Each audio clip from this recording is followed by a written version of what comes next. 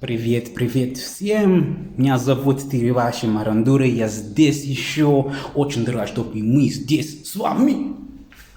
I'm just showing off. Too much energy. Too much energy. Gonna try that again.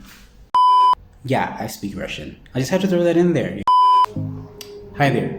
Welcome back to my channel. I'm Tirivashi Marandure, Dr. T, Dr. Tirivashi. I want to talk to you today about my book. I've written 2 books, both of them anthologies of writing and poetry. The first one is this one, Bridge Over Waters. If you can see, there's a dot just after the B. Gives a bit of a peculiar spelling. That's my fiance's initial. And this is actually a photo of her that I used for the cover. I took this. And yeah, so this book is a collection of poetry and prose that part of it is from the last 6 or so years, and most of it is from the last year. The first few months I knew my fiance leading up to the proposal. And it is basically that. I'm just reading the about section. Bridge Over Waters is a collection of poetry and prose and short text detailing a journey from the end of one experience into infatuation and onto the heartwarming discovery that there is always more love. So this book is really set up in such a way that it takes you from the end of relationships that came before into a more meaningful relationship, more stable and more fulfilling sort of situation. I'm just going to read a couple of pieces just to give you a vibe, of what the book is about. Starting with December. This is the first piece of the book, and it is literally based on a December in my past. So it goes, do you remember the feelings of summer? Time was a concept to which we lent no thought. We pitched a tent in the moment and we lived. Mornings passed unassumingly into afternoons. Evenings crept up on us. The night settled unnoticed. Greasy breakfasts and something for the pain. Breathless panting and ruffled sheets. We traced our dreams on white ceilings, lying on our backs, content in our reality. Do you remember the feelings of the good times?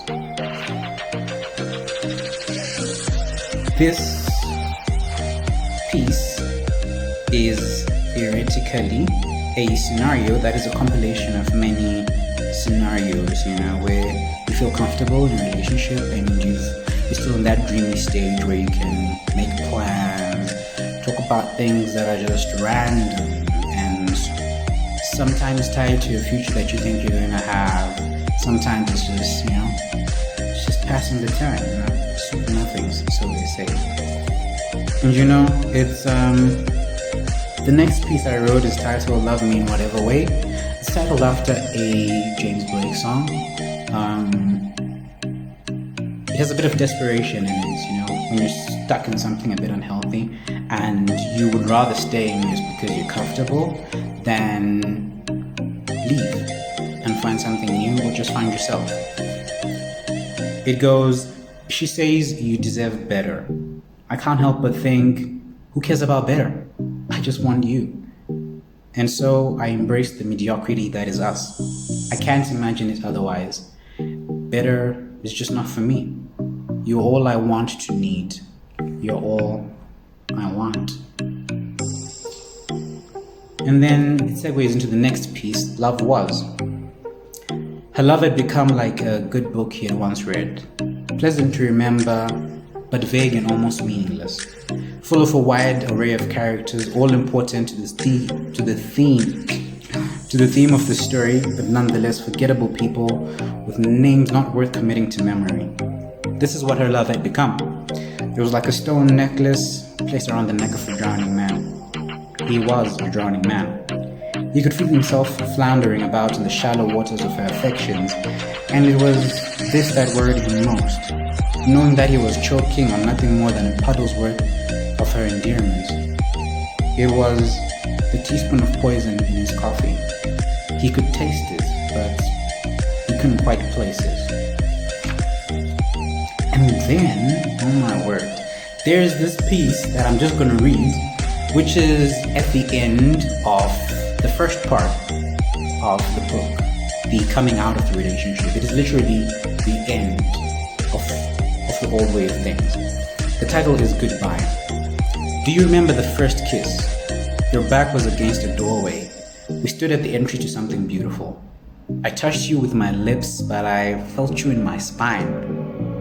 It was pure electricity, and I was charged. That's when I knew that I would stay, that this would last. Do you remember the last kiss? Your back against the wall at the end of the corridor, standing at the exit of something beautiful. I touched you with my lips and felt it there, momentarily. That's when I knew it was time to go. This was lost. I'm not even going to read more from the good parts. I'm just gonna let you know that there is a poem in here. This is a tidbit. If you've watched up to this, thank you. Thank you for watching up to this point. The link to the book is going to be in the description. It's available on Amazon, delivers everywhere, and I promise you, it's worth the read, and if not, it makes a great gift. Also, interesting bit. Now, this is something that I haven't told anybody, and the only person who knows is my fiance. This book came out a couple months before I proposed. July, August, September, October. I proposed in October. The book was available from July. There is a piece in here called On One Knee, and I had a copy of this poem in an envelope. I put it down and gave it to her, and I used this to propose. On one knee. I asked you to be my girlfriend so that I could be selfish with you. Selfishly spend all my time with you, adoring you, appreciating you, making you smile and laugh.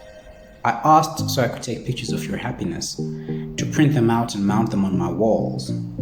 I asked you to be mine so I could spend hours on end listening to your stories, never once picking up my phone or glancing at the time, so I could worship at the altar of your love.